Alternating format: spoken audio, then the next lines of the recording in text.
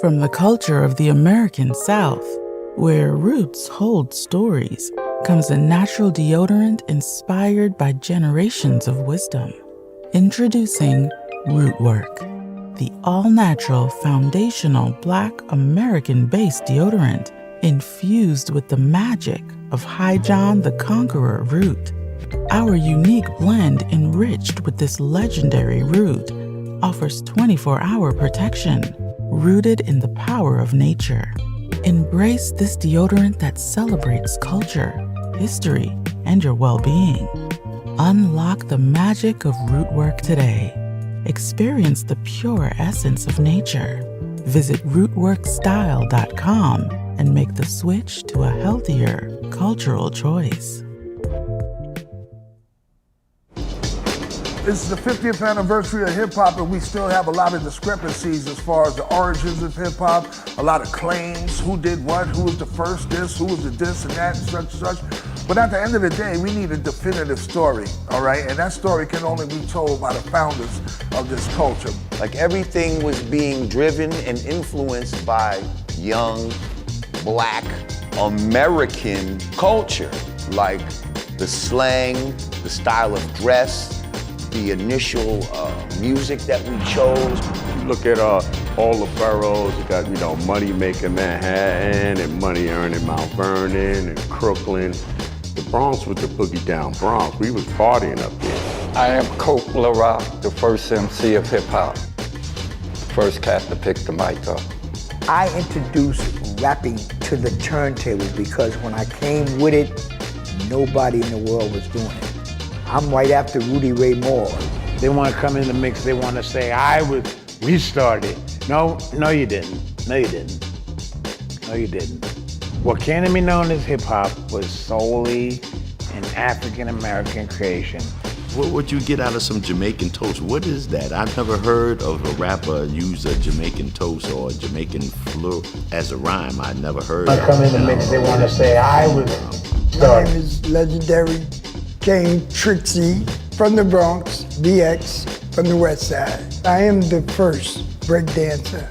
That narrative that hip-hop has had 3 founding fathers, that's been rolling for the last almost 30 years, which isn't true. You don't have just 3 people who created hip-hop. Hip-hop was created by a number of different people. I am the grandfather, the godfather of the graffiti culture. I am the first element of hip-hop. The roots of hip-hop being Jamaican, absolutely false. My name is MC Sha-Rock. I am a founding member of the MC/rap culture. Cassette tapes was the internet of our time. It just traveled around by hand. Well, I know for a fact that the B-boy stand started from the guards, the 5 percenters that would be at the jams back in the days who were acting as security.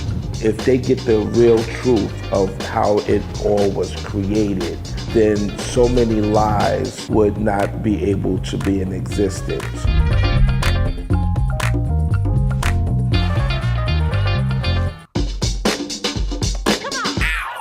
Boom. And that was the trailer for Microphone Check. Ladies and gentlemen, Microphone Check in theaters in a few weeks, ladies and gentlemen. Microphone Check, the highly anticipated documentary film, will be in theaters Memorial Day weekend, and that's in a few weeks, ladies and gentlemen. So go to microphonecheck.com. The cities are Atlanta, New York, Detroit, Dallas, Oakland, Bay Area, New Orleans, Detroit, I think I said Detroit, Washington, D.C., Atlanta, Indianapolis, Denver, Chicago, San Diego. So get your tickets now at microphonecheck.com. What's up, man? I'm here. Yeah, the first New York showing, there's 2 showings in New York. The first one is sold out. It's completely sold out. The second showing is about to be sold out. So y'all better get your tickets right now, ladies and gentlemen. All right, we here. Let's get it in. I'm a little late, but it is what it is. Had a long weekend. We had a great event last night at the Hidden History Museum. Where are my LA people? Where are my Los Angeles people? Who came out to the museum last night? Who came out last night? We had a phenomenal time, ladies and gentlemen. We had a ball at the museum last night. We were jam-packed up in there. If you were at the museum last night when we had the comedy club popping, raise your hand. You know, we have our once-a-month comedy club going on at the Hidden History Museum. The hottest comedy club in town. It's not popping like ours is popping. It is popping. We had it popping last night. And the food was absolutely phenomenal. Shout out to Ham Bones. They're located in Bellflower. They did the catering last night. That barbecue was off the chain. All the people who came, if you got your food, that food was delicious last night. What's up, Lynn? You came through. It was some very pretty girls there pretty women. I won't say girls, grown women. It was some pretty sisters in there last night, man. Some beautiful sisters in there last night. Shout out to all the lovely ladies who came through. What's up, Nicety? Nicety always comes through. Nicety, did you get a plate, dear? Nicety was looking very good and voluptuous. That food was delicious last night. That was my first time trying that place. So every event we have, we try to get a black-owned caterer who's in LA. And man, that food was off the chain. I'm going to that restaurant tomorrow to get some more of that food. It was very, very good. Shout out to everybody who performed. Shout out to Brother Dwan. Shout out to Tory Hart. Shout out to Big Ja. The real highlight, man, CP the comedian. That brother was damn hilarious. CP was hilarious. Very funny brother. That brother killed last night. He was very, very funny. So, man, everybody really enjoyed themselves, and it was really popping last night. So shout out to everybody who came through. All right? Shout out to everybody who came through. Oh, man. So anyway, what else is going on, fam? We got a lot of stuff going on here. Today we're talking about, somebody sent me that Kai Cenat link where they said he was kind of dissing FBAs. I kind of saw a little bit of it, but y'all send me the link, please. No, CP the comedian. So you met Dr. Kaba in Atlanta. Shout out to Dr. Kaba. Oh, Ham Bones is near you? Yeah, I'm going up there tomorrow. That food was good as hell. All right? Man. But listen. Send me that Kai Cenat thing. I'll play that. Send me that thing with Kai Cenat. Oh, yeah, and another thing before we get started. Condolences to Atlanta. Y'all lost a real one, man. Y'all lost somebody, and people say the death comes in threes. There were 3 very significant deaths this week. There was Mr. C, regardless of some of the personal stuff he was going through.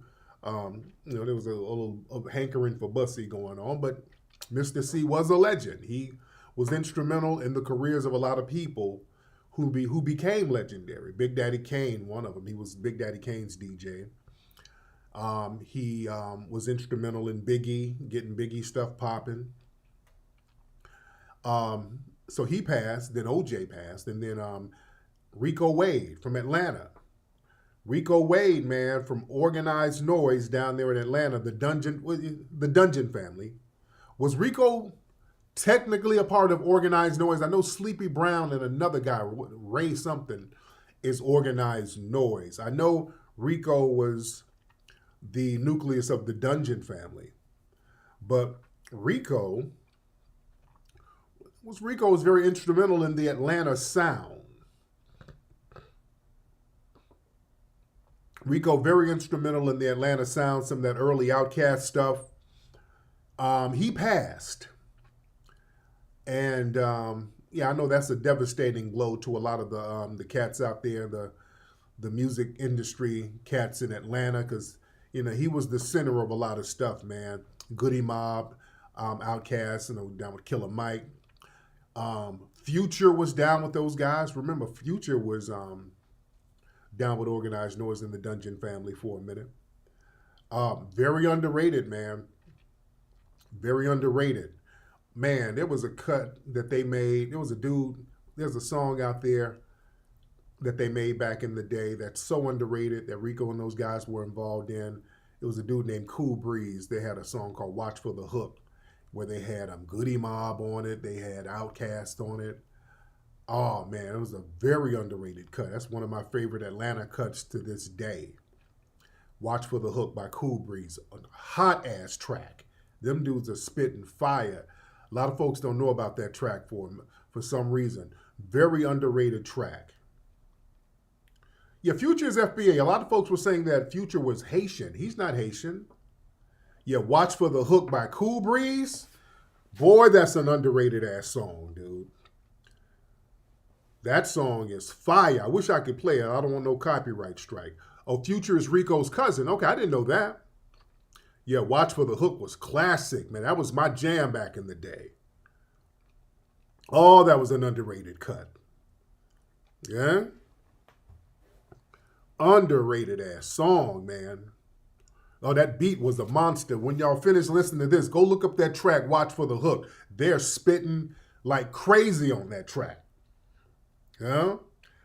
And just a lot of folks don't know about that song. That's one of the best songs these dudes ever made. And it's like basically an underground track. But Watch for the Hook by Cool Breeze, basically the Dungeon Family, all of them are rhyming on it. That shit is insane, man. Yeah. So shout out to Atlanta. Shout out to Atlanta, man. Y'all got that was a big loss with Rico, man. Rico really defined the Atlanta sound. Yeah.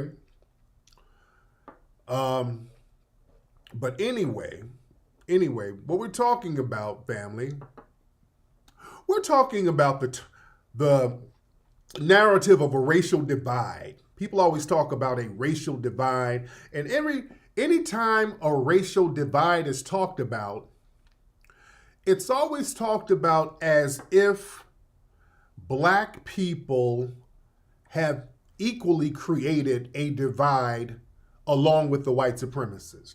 Because every time a racial divide is talked about, the criticism is usually levied at black people. Let me give you an example. Going back to these deaths, OJ Simpson's death. OJ Simpson died a few days ago, and a lot of the media outlets are talking about, well, OJ Simpson's trial, that trial created a racial divide in America.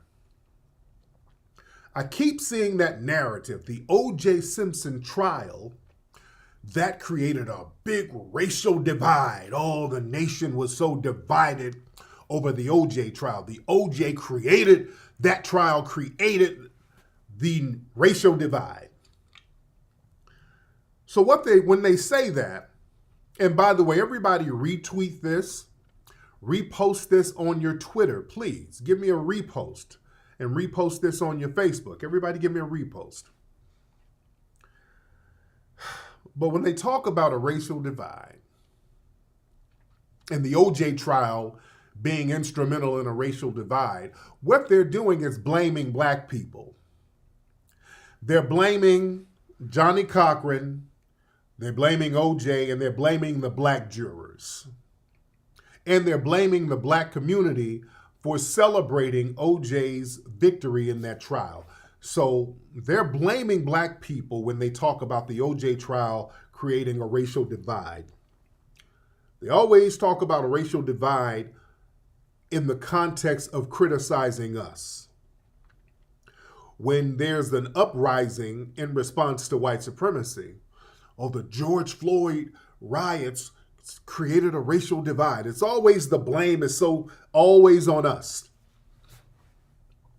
The OJ trial did not create no racial divide. The racial divide was already there. We got to understand something. And we keep talking about the OJ trial because that's something that a lot of people are talking about because OJ just passed, and the legacy media is really getting their digs in by trying to rewrite history because a lot of you are young. You weren't around during the 90s to understand the significance of that OJ case and the lies that were put out there. They're really, really trying to rewrite history. Oh yeah, and another thing about Mark Furman, who was one of the lead detectives in that.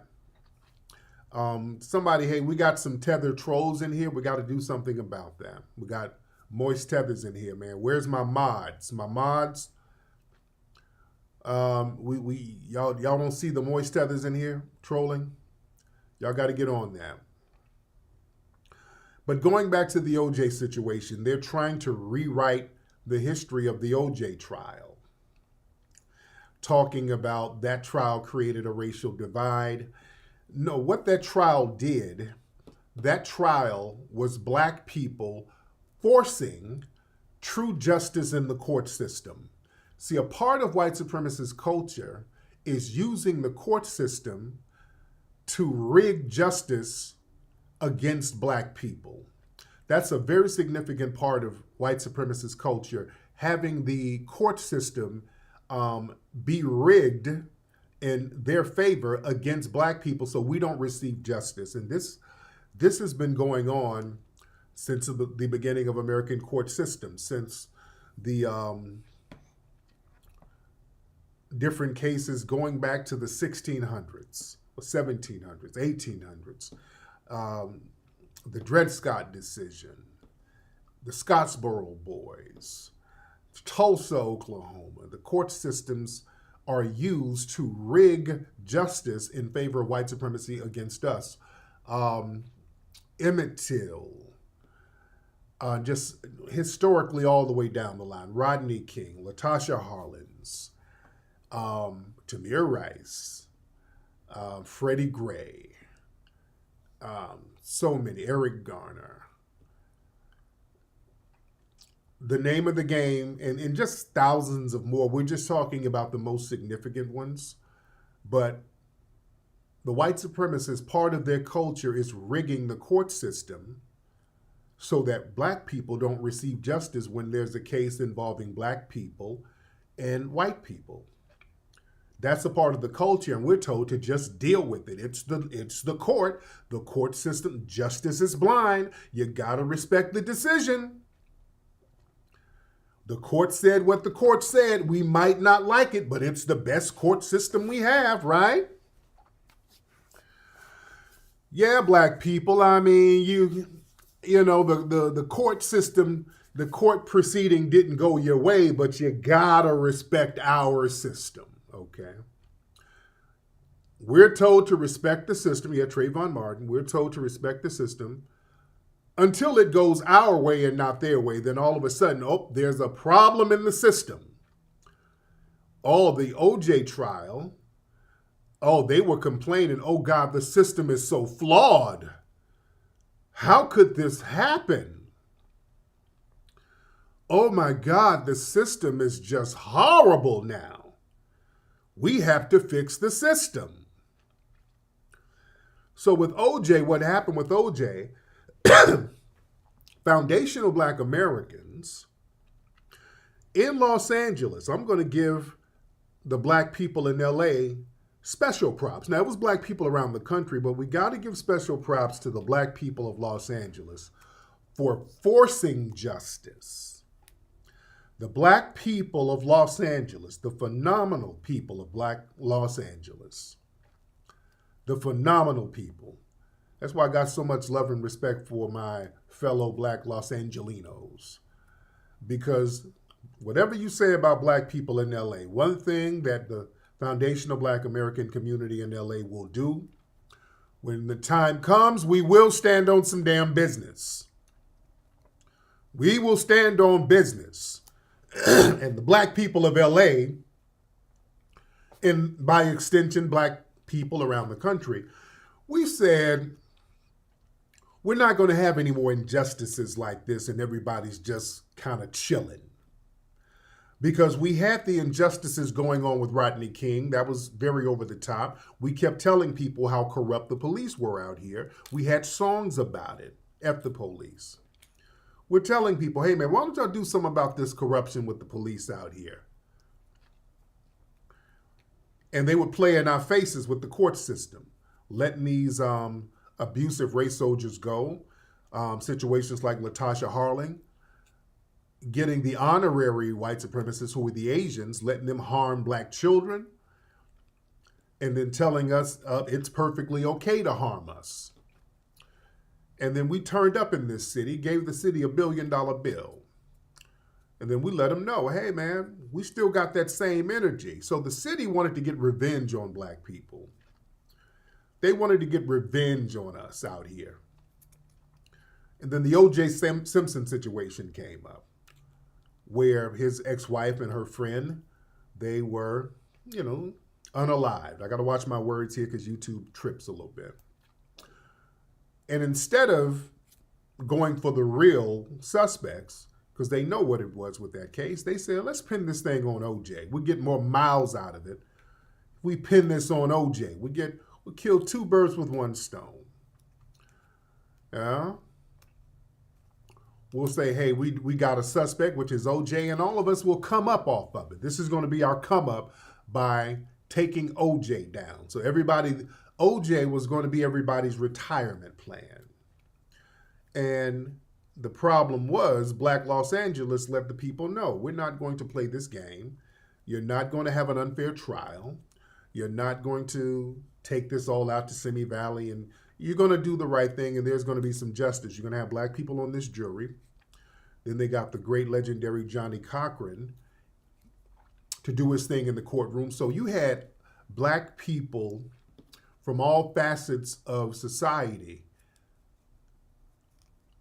on code to produce real justice. And during the OJ trial, as we know, Johnny Cochran was in there cooking. Then they got Mark Furman. And today, Mark Furman, when they talk about a racial divide, these people act like Mark Furman didn't exist. They try to downplay Mark Furman family. A lot of y'all don't know the extent of Mark Furman's racism, because the white media, they've downplayed it. They make it seem like, yeah, he said a couple of N-words every now and then. Oh no, it was way deeper than that. When the Dream Team, OJ's legal team, found these tapes, because everybody had heard about Mark Furman's racism. But then they found out that they had him on tape with this stuff. So they went out to, the tapes were out there protected in North Carolina somewhere. So the lawyers went out there and did some legal maneuvering to get the tapes, to get the audio tapes. There was a white woman who was writing a novel about women in police. So she interviewed Mark Furman. She wanted to interview some real officers to get their take on women in law enforcement. And this dude just ran off and went on and on about how much he hated niggas. And a lot of people try to play those exposed tapes off as, well, it was a fictional book, so he was in character. No. The book wasn't about black people. The book wasn't about black people. The book was about women in law enforcement. He was volunteering all of that anti-black racism. He was just casually spewing his anti-black hatred. And the thing is, I'm just giving y'all the game just in case y'all hear people talk about Mark Furman and they try to minimize his racism family. No. There were several other witnesses who came forward. Mark Furman was so racist, he made white people uncomfortable. Almost a dozen other people, white and black, were coming forward talking about how casually racist he was. Random people would say, yeah, my roommate knew who he was, and he came over and just started talking about how much he hated black people. I'm like, oh my God. One woman came forward who said one time when he was a uniformed officer, he pulled her over for like just a random parking violation. And while he was giving her the parking violation or the traffic violation, a car passed by with some black people in it. And Mark Furman, while in uniform, just started going off about how much he hated niggas. And the white woman who he pulled over, she was taken back like, damn, why is he telling me this? He's giving me a random ticket and going on and on while in uniform about how much he hate niggas. So just stories and stories and stories and stories like this. What's up, NS? Shout out to NS. Just multiple people kept coming forward saying how casually racist this guy is.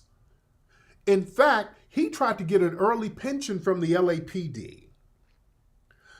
Because he told them, working for the LAPD, like in 1981 or 83, he tried to retire early. They wouldn't let him, though. He went to the LAPD and tried to get an early pension and an early retirement, saying that he had mental anguish because the LAPD made him racist. It made him uncomfortable and made him angry towards minorities and all of this. And they were like, nah, you ain't getting no early pension. So they knew about this guy's racism. They always try to play him off as a rogue. Oh, he was a rogue cop. No, the hell he wasn't a rogue. He was promoted and protected for a reason. All right. Mark Furman was, so I'm giving y'all an idea of the guy. This is the guy who found this evidence, all right? And on the video, well, not the video, on the audio tape, he brags about planning evidence and manufacturing evidence against black people. I mean, this guy told anybody who would listen how much he hated black people, all right? So this was the lead guy in the OJ case. So when asked if he planted evidence and he pleaded the fifth, of course they should have let OJ go. OJ is innocent. Just giving you an idea. So when they start talking about a racial divide, come on now, you act like this Mark Furman and all of these other people didn't exist. You're acting like these people didn't exist. This was a true race soldier. And OJ got a great legal team, Johnny Cochran, the legendary Johnny Cochran, who was running circles around these people.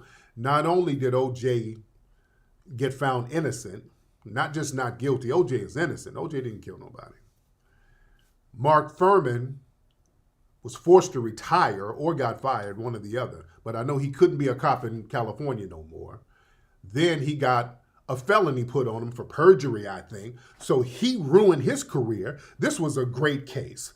And also what happened because of the OJ trial, and the world got to see what we in Los Angeles had been telling people repeatedly since the damn 80s. We kept screaming at the top of our lungs, hey man, the cops out here are scandalous. The police department, LAPD, is dirty from top to bottom out here, man. They're abusive and they're dirty out here. So the OJ trial, it was international and the world got to see the internal corruption of it. So then you have the Rampart scandal and the Rampart investigation. So there was an overhaul with that. With the LAPD, there was a lot of investigation internationally. So their name was mud. So they had to get themselves together. So the LAPD got in hot water. I mean, that trial put the whole system on trial. Furman got put out of here.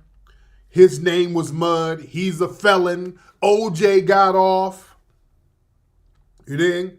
The white supremacists took a major L, and then they tried to get a revenge case going with that civil trial. And then they put that big, ridiculous $33 million judgment, which OJ never paid. OJ was finessing the game.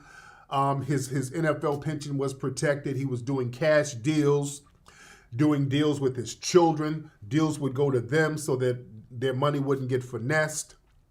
And they're still now talking about how they're trying to, now that OJ died, talking about how they're going to try to get the money from his estate. And the estate is like, we ain't giving up jack, which is good. You dig? So the white supremacists really took an L with that. They really took an L with that. And Ron Goldman's dad, he was doing those press conferences, yelling and screaming. And, it was a lot of low-key racist stuff coming from Fred Goldman, yelling about the Nation of Islam. And every time he got up there yelling during the press conferences, it always seems like the N-word was right on the tip of his tongue. This Johnny Cochran, he's making everything about race. This man is despicable. Coming in there he's coming to court with the Nation of Islam. God, he's sick. He's a nincompoop. The N-word was always right on the tip of his tongue. And shout out to Johnny Cochran. Johnny Cochran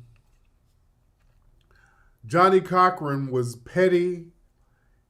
Johnny Cochran was being a little petty.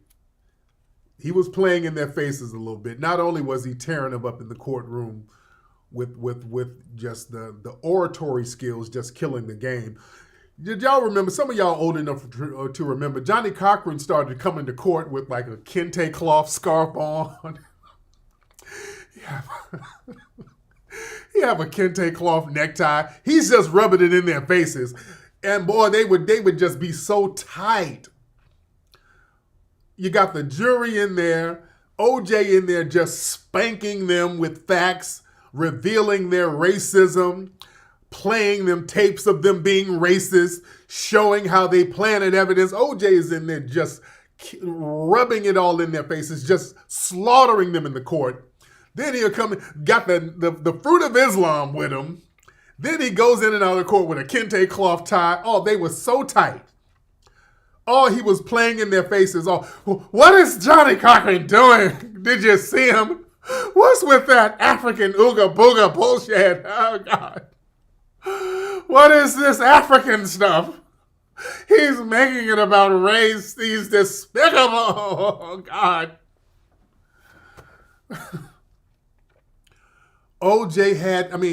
Johnny Cochran had them so tight. Johnny had them tight. Oh my God, Johnny was killing them. All of the blackness, all the black people being so on code, because that's what that was a study in. None of that nobody was cooning. You know why? Because we didn't have a lot of tethers around at that time. All right? We didn't have a bunch of tethers. So it was FBAs out there in the streets, FBA sisters on the jury, FBA brother Johnny spitting that hot fire. So we were on the FBA code heavy. Nobody put a sexual agenda or nothing in the mix, because that's another thing. The problem we have, family, we get off-code people. Who are the off-code people? Tethers and coons. Tethers, coons, and moist folks. A lot of them were the ones who were off code. Yeah?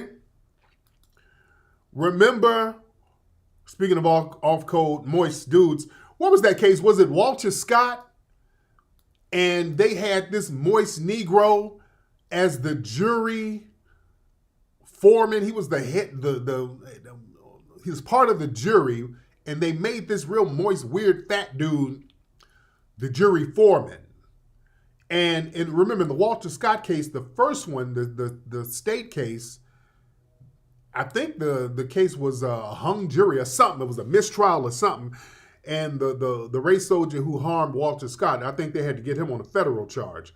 But remember, it was a big old moist coon who was on the jury of that Walter Scott case. And they basically botched the case. He was up there doing interviews. Well, we had to see all the facts. See, it's one thing to hear about it, but you got to know, you got to be in there and smell it and touch it and see the weapon. And like, nigga, get your ass out of here. So that first OJ trial was FBA's being very codified. was FBA's being very, very codified, ladies and gentlemen. But yeah, Johnny Cochran represented. Yeah, the people were threatening Johnny Cochran. So Johnny was like, okay, I'm going to bring me some protection up here. So he had them FOIs. Them FOIs don't mess around. He brought them FOIs in that court. They were walking him in and out of the court. The white media lost their damn minds. What is this? What is Johnny Cochran doing? Oh, God. He's making everything about race. Look at the people he's associated with. Farrakhan! And they want to talk about a racial damn divide. They created the racial divide. We just didn't let them rig this case.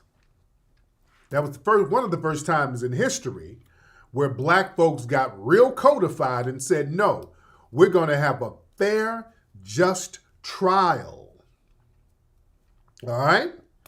We said we're going to have a fair and just trial, and we made sure from the top to the bottom, the streets and everybody was ready to enforce the fact that there was going to be a fair trial, or else. And the city wasn't ready for another $1 billion bill. So that's why they've been complaining about that case for the last 30 years. And OJ Simpson rightly was found innocent. He was 100% innocent. You see? So, family, when foundational black Americans get on code, we get stuff going. The problem is, and this is why, they start trying to make non-FBAs our representatives. You see, people are talking about that Kai Cenat guy, non-FBA dude, and these dudes do a whole bunch of goofy stuff. This is why I don't want people who are non-FBAs acting as our representative. Family, speaking of non-FBAs and them trying to represent us, family, that Good Times cartoon. Now, I did a broadcast a few weeks ago talking about the trailer. Folks, the thing is on Netflix now. The reviews of that thing are so horrible. The reviews are what everybody thought they would be. That's why Netflix didn't release any review copies to the critics beforehand, because they knew the reviews would be horrible. The reviews are horrible. Family, I tried to see it. I tried to watch one episode just to see what it was about. Let me give it a fair shot. If I'm going to comment on something, at least let me give it a fair shot. Families, I couldn't make it through 10 minutes. I did 10 minutes and that was torture. Family, if you put a gun in my head and asked me what that thing was about in the first 10 minutes, you would have to pop me. I don't even know. I couldn't even describe what it was about. I can't even describe what I saw in 10 minutes, to be honest. You know? I can't even describe what the storyline was. It was so, it was just so all over the place. It was just a smorgasbord of stereotypes. It was basically just a bunch of 4chan memes thrown together. It was so all over the place. I just really can't describe what I saw, to be honest. Family, the first minute of it showed the black dad. He's in the shower naked. He's showering. He bends over and twerks a little bit while he's showering with his bussy open and hair. You could see hair in his bussy. They show that for a quick second. This is the first minute. And he's in the shower singing the original theme song for Good Times. But he's singing with a roach. He's in the shower, naked, singing with a roach. I'm going to just show a screenshot. I'll just show a screenshot of that. Him. Yeah. So you see what I'm saying? Hold on. So y'all don't think I'm so. Okay. Hold on. Where we at? Where we at? Hold on. Where am I? Hold on one second. Let me take this down real quick. Hold on. Let me show you. Where we at, man? Where we at? Hold on, guys. All right. So this is him. All right. He's in the shower singing with a roach. They're singing the theme song. Yeah. He's singing with a roach. Him and a roach is singing Good Times. So that's the humor there. I just really can't even describe what I saw. It was just the mama was a ratchet. They have a daughter who's supposed to take, I don't know if that's supposed to be the Michael character. She's a feminist. Okay. I don't even want to bother to describe it. Then the baby was a drug dealer and they were trying to shoot the baby. Okay. None of this, it was so unfunny. Not only was it unfunny, the few little jokes that was in it, the jokes were very outdated. Family, this was so bad and so insulting. I can't imagine them testing this with a black audience. The black audience is not their target. There's literally no way. Was the baby sniffing? I didn't even get that far. Dude. I can only do 10 minutes. I said, hey, I'm not doing no more of this. I'm not doing no more. Steph Curry, we're going to have to holler at you, bro. Did you see what you were signing up to? They had our brother from the Boondocks, Carl Jones. They had him on board. Carl Jones dipped. Carl dipped early on. He's like, hey, man, I didn't like the direction, so I ain't got nothing to do with it. They had me on early. I ain't got nothing to do with it. The sister who played Thelma from Good Times, she came out against it because I think they had her do a voiceover. She was like, hey, I didn't know where they were going with this. I ain't with this. I ain't with it. The fact that the original people from the original Good Times are speaking out against this and they put this filth out, family, there's no way they tested this with a black audience and the black audience said this was cool. Family, this was something that they tested with a white supremacist audience. This cartoon is for tethers and white supremacists. And you can tell tethers wrote it and suspected white supremacists wrote it. There's no way they tested this with the black audience with these unfunny ass stereotypes. This is basically a bunch of anti-black insults from 4chan memes. You dig? It's very insulting that they would put this out there like that. We got to understand when people are insulting us. And this was an insult. This was an insult to us. Yeah?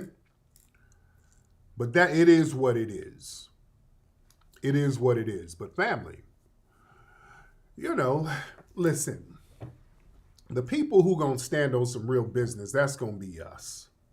Foundational Black Americans. We're the ones who are going to stand on business and call racism out. The thing is, with the Boondocks and shows like that, they would go in on white supremacy too. They would go in on stereotypes from a critical standpoint and put it in the right context. You dig? And that's something that we do as Foundational Black Americans. Other groups are not going to call out white supremacy. Truth be told, Foundational Black Americans, we're really the only people who are truly comfortable with who we are racially. You understand what I'm saying? Foundational Black Americans, we are the only people who are really truly comfortable with our ethnic group. People try to project their stuff onto us. We're pretty comfortable with our ethnic group. People in the dominant white society, they like the privileges and benefits that come with whiteness, but a lot of the white supremacists, they're very paranoid and they're very insecure because they understand they've built up an artificial system that's the most powerful system, yet it is more fragile than we would like to believe because it's based on lies. Systematic white supremacy is a powerful yet fragile system because they understand the only people who's qualified to dismantle that system is foundational Black Americans because we're so comfortable with who we are. And because we have been the main target of the white supremacists, because their identity is based on their juxtaposition to us. And everybody else is in between. You see? Most of the hatred is anti-Black racism. And all of these other groups are trying to have more of an affinity towards white supremacy. And they're judged based on their proximity to us and how far their proximity to us is. You see, this is why when you talk to different groups of people, look at the ones who have more of a desire to be embraced by white supremacy. A lot of tethers, because tethers who are Black tethers, a lot of them are very uncomfortable with who they are ethnically. A lot of Latino, Middle Eastern, Asian people, a lot of them are uncomfortable. They want to be more, have more of an affinity with white supremacy. I saw one of these research clips where they were asking different people if they could be any race, what race would they want to be? I want y'all to look at some of the answers here. Look at some of the answers here and look at some of the people giving these answers. Look at this. This is very interesting. Hold on one second. Now listen to this, family. This is interesting. Hold on. Be any race other than the one you are, which would it be? White. So I get white privilege. If you had white privilege for a day, what would you do? Oh, that's a hard question, actually. What would I do? Honestly, just live. You can't really like pinpoint whatever it is unless you contrast it. Like if everyone's white, you can't really see it, but if you contrast it to other races, that's when you actually see it. The struggles that others face, most of white people don't face, that's when the privilege comes in. You could be any race other than the one you are, which would it be? I feel like this is a trick question. Honestly, white, because you know white privilege. What is your current race? Asian, like ethnicity Vietnamese. Vietnamese? Yeah. What's one thing you take pride in about being Vietnamese? Our family values, my culture. Very, very proud of being Viet. But also, you know, after COVID, it was a little bit scary. If you could experience white privilege for a day, what's the first thing you would do? Honestly, just walk around. Even as a white, like, ideally as a white male, just walk around and be able to be safe in my own skin. If you could be any race other than the one you are, which would it be? I think we both would agree on the answer. I would say white in today's world, you know what I mean? Yeah. But I'm very starstruck right now. You're very handsome. Thank you. Yeah, but yeah, this is I would say any race. I'm Indian, so I would say white probably in this country, so I could get to where I really want to get to because of, you know, glass ceilings. And then if you could be any race other than the one you are, which would it be? I wouldn't be any other race. I like my race. If you could be any race other than the one you are, which would it be? Black. No, I'm just gonna say the thing. I don't think I would be anything else. If you could be any race other than the one you are, which would it be? Yeah, I don't think I'd want to be any other race. Being black is fun. Like, if you could be any race other than the one you are, which would it be? None. I love my race. What's your race? I'm mixed. Mixed with what? I'm Brazilian on my mom's side and Afro-German on my dad's side. If you could be any race other than the one you are, which would it be? I wouldn't want to be any other race. I want to be black, so I'm good on that. If you could be any race other than the one you are, which would it be? I wouldn't be another race. If you could be any race other than the one you are, which would it be? I wouldn't want to be any race other than mine. What's your current race? I'm black. If you could be any race other than the one you are, which would it be? Ooh. I don't see Look old thick old ass auntie. Somebody thick auntie is this. myself as any other race. What's your current race? Black. What's one thing? If you could be any race other than the one you are, which would it be? White. Why white? The freedom and the independence. Y'all see the pattern there? Family, did y'all see that? Y'all see that pattern? Now that's real life. All the black people, the FBAs, because there was the Afro-German, whatever the hell that was, whatever. That's whatever. But notice all the black people, all the FBA black people, are like, I don't want to be nothing. I'm fine. I'm cool. Notice the ones who wanted to be white because they wanted white privilege, meaning white assistants. Because, see, we as foundational Black Americans, we don't need no damn privilege in order to compete. Yeah, that whoever auntie that was thick as hell. That was somebody thick-ass auntie. But that's neither here nor there. But all of these other groups, they wanted assistance. That's what white privilege is. We need assistance. We need a system that will give us a leg up systematically so that we can compete with people equally. That's what you're saying with white privilege. That's a part of white privilege. You get systematic come-ups. You have a system give you an unfair advantage. Yeah? You see what I'm saying? Well, Black folks, I'm cool with who I am. We don't have a problem with competing equally. We don't. We can get it in. You see? We do not have a problem with competing equally.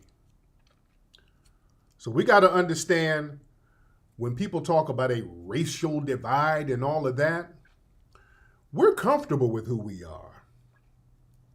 Other folks have hang-ups with who they are racially and then project their hang-ups onto us. You know? Yeah, look at some of these people who worship whiteness. And they didn't even pause when you asked them, what would you want to be, white? I'd like to be white. Yeah? You see? People, we know what it is. We know what it is. Yeah? And speaking of that, ladies and gentlemen, speaking of us knowing what it is, in Black culture, when we show pride in our culture, that ruffles everybody's feathers. That's why so many people are tight over Beyonce embracing the foundational Black American culture of country music. Her re-embracing that has a lot of people tight. These people are still whining and complaining about it. Look, you had Megyn Kelly a few days ago. They're whining about it. Listen to this. This is just hate. They're trying their best to disguise their racism against Beyonce, but they can't find a proxy in order to put out there to facilitate their racism.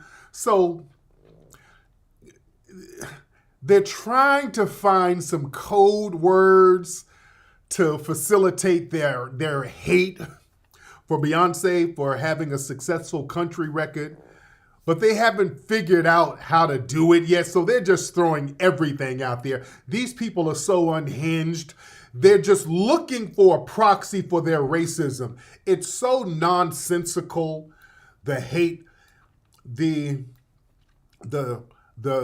criticism for Beyonce. They just don't know how to put it out there without it sounding like what it is, just racism.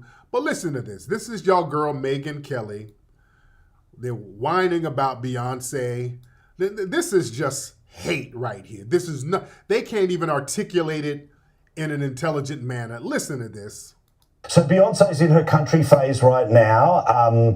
I get it. You know, this ain't Texas, it ain't Hold'em. My kids just say that over and over and over and over and over again. It's a nice start to a song. But the next version has a bit of Dolly Parton's Jolene in it, but apparently this is empowering. Has she actually read the words that she was singing?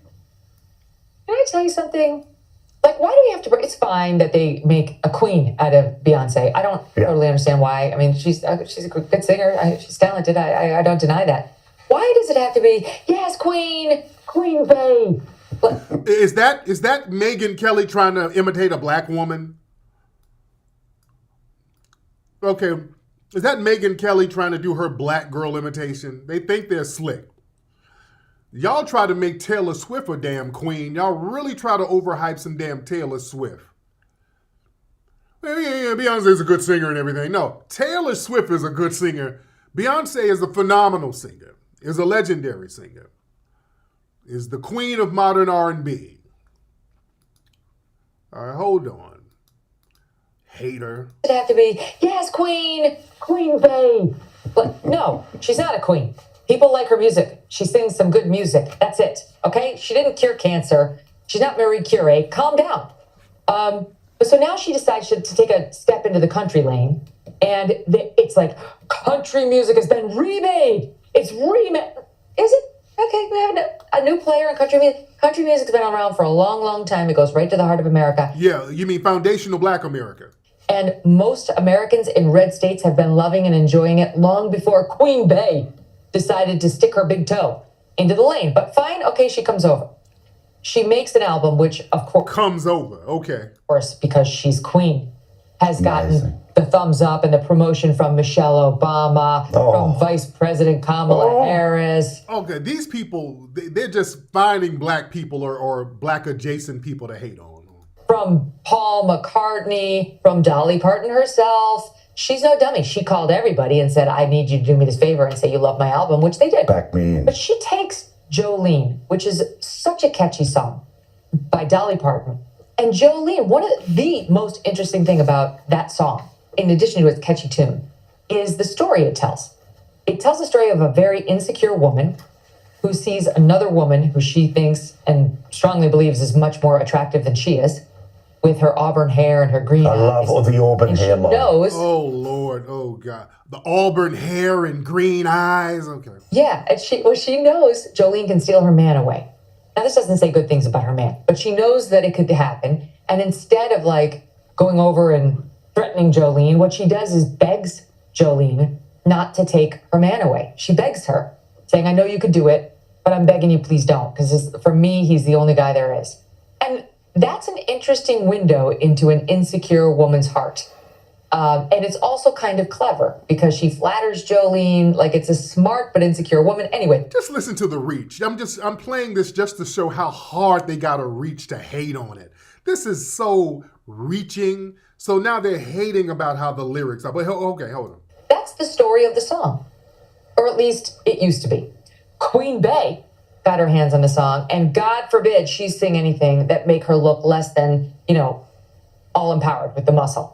And so now she's got to change it to, if you come by my man, I'm basically going to beat the hell out of you. I'm going to beat you up. Those are right? Like, take that, biatch. And she uses the B word in the song. Oh. And she turned Jolene. This Megyn Kelly with these damn weird black scents she's trying to do.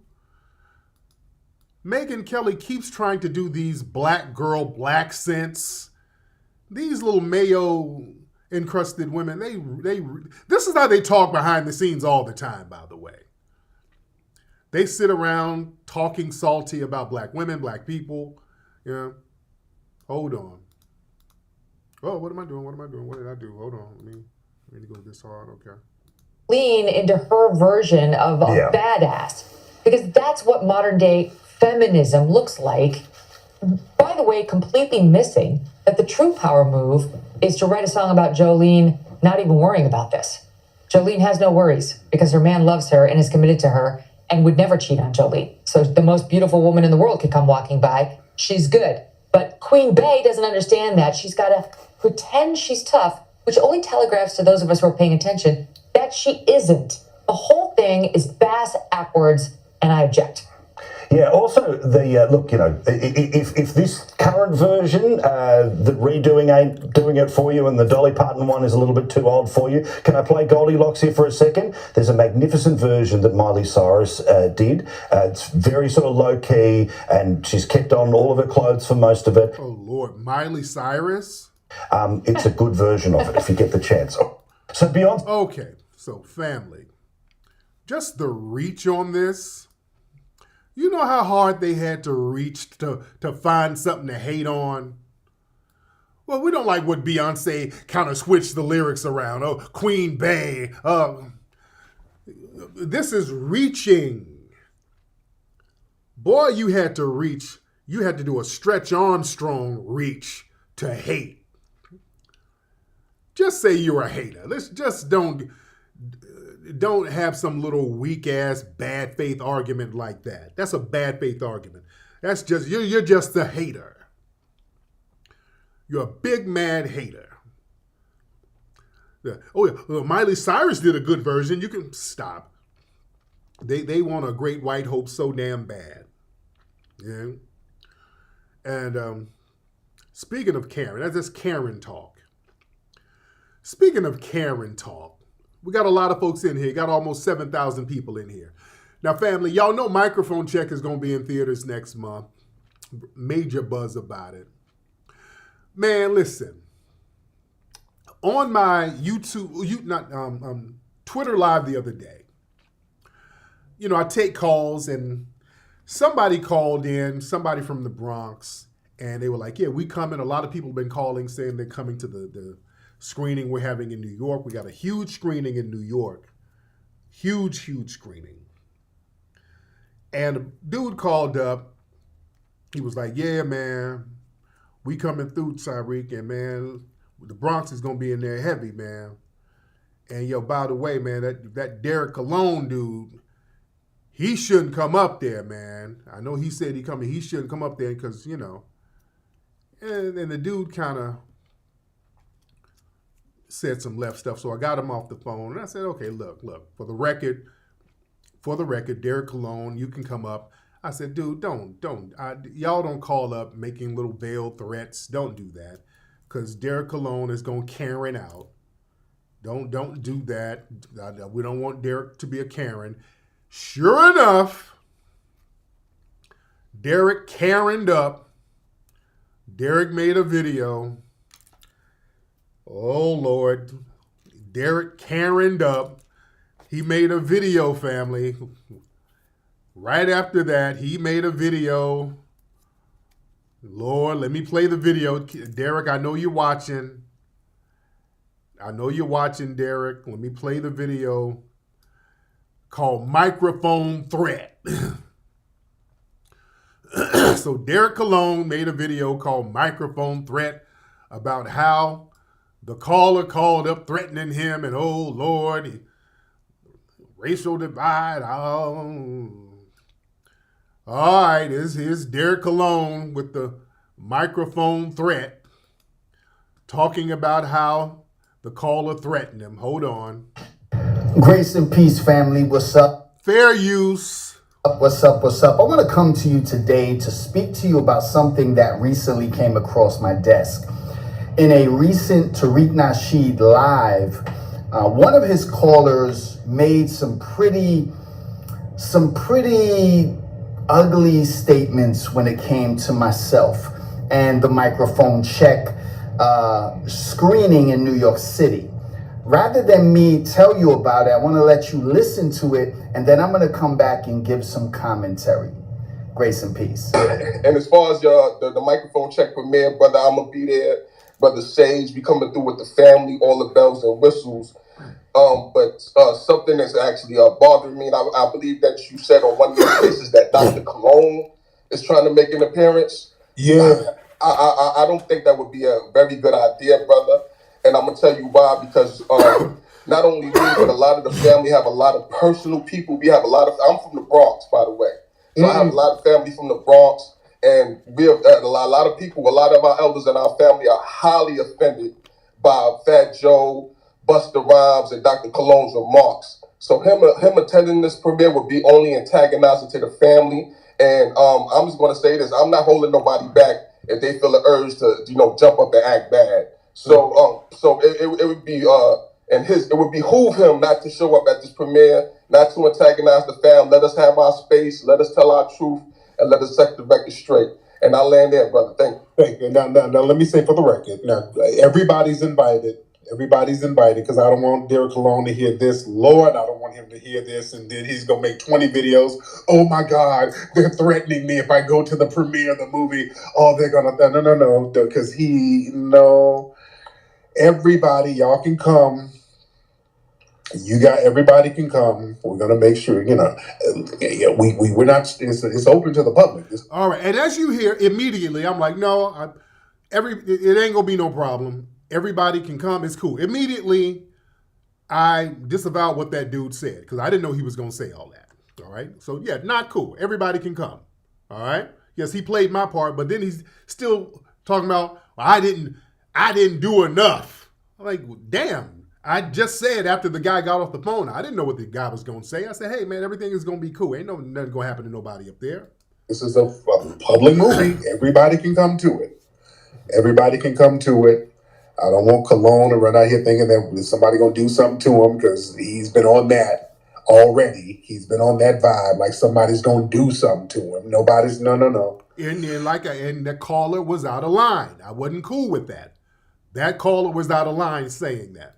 No. Everybody can come, enjoy yourself, do your thing. Well, I mean, that says it all. I'm truly sorry that that brother feels that way and that it had to get to this point. If I have said anything to the black community, it has always been that Black Americans, along with Puerto Ricans and Caribbeans, created this culture beautifully together. Which we didn't. It has always been together. No, it ain't. I have never said anything to insult the black community. Those are my brothers and sisters.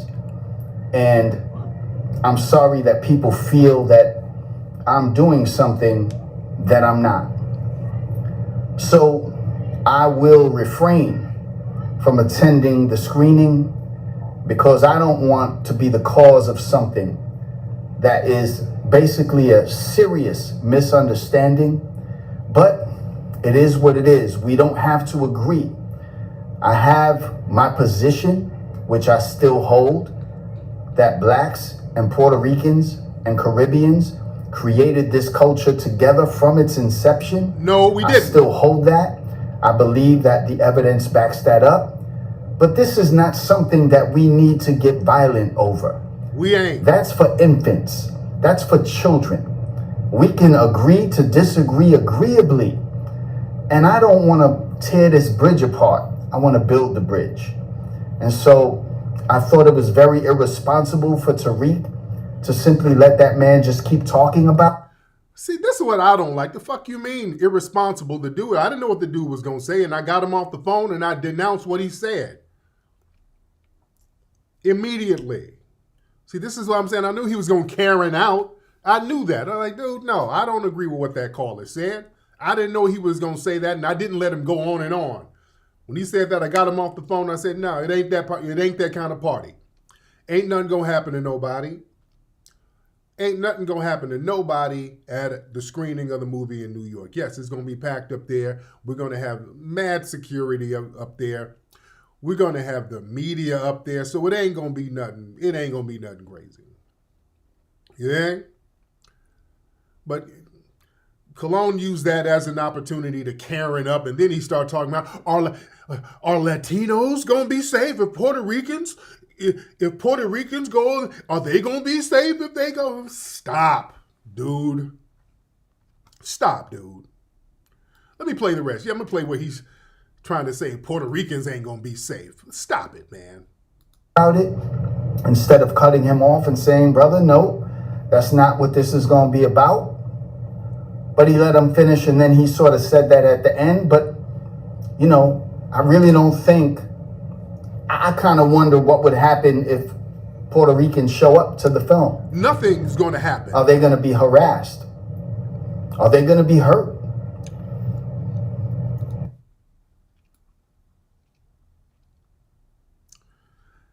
See, this is Karen talk right here. This is what white Karens act like. This is how they act.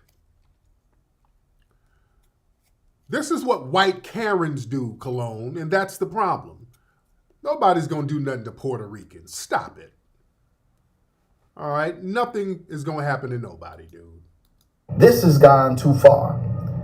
And I'm not going to be part of this problem. I'm trying to be part of the solution of bringing an understanding of us sitting at the table together and reasoning together like men and not like children, not like teenagers. We're grown men and we might disagree on hip hop. That's okay. This is nothing. To make those kind of statements on a live is kind of crazy. But, you know, I pray for that brother that made the statement. I'm not mad at him. I wish he would have sort of kept that to himself, but he said what he said and he felt what he felt. And it is what it is. So if I have ever said anything to my black brothers and sisters that have been offensive, I ask you to please forgive me. I don't want to be part of something that could turn out bigger, even though I believe that this film, Microphone Check, is going to cause a lot of problems between our communities. No, it's not. See, there we go. It's not going to bring us closer together. It's going to drive us farther apart. It has become this us against them. And I have never advocated for us against them.